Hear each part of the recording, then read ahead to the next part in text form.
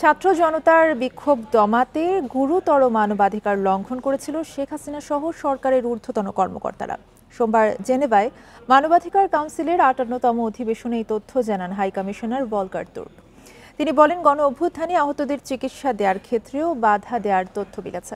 অভ্যুত্থানে অনেক তরুণ আহত হয়েছে উল্লেখ করে তাদের জরুরি চিকিৎসা এবং ক্ষতিপূরণ নিশ্চিতে গুরুত্ব দেন।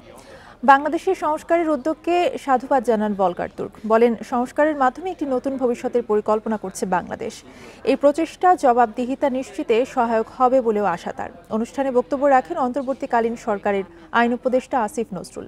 এ সময় মানবাধিকার জবাবদিহিতা নিশ্চিতে অন্তর্বর্তীকালীন সরকার সংস্কারের উপর গুরুত্ব দিচ্ছে বলে উল্লেখ করেন তিনি। সেই সাথে জুলাই অভ্যুত্থানে আহতদের চিকিৎসা এবং পুনর্গঠনে সরকার সর্বাত্মক চেষ্টা চালাচ্ছে বলেও জানান তিনি। I'm not sure what happened to them, but we can hear witnesses shout. The weapons used by the two officers kneeling at the front here have been identified by the fire.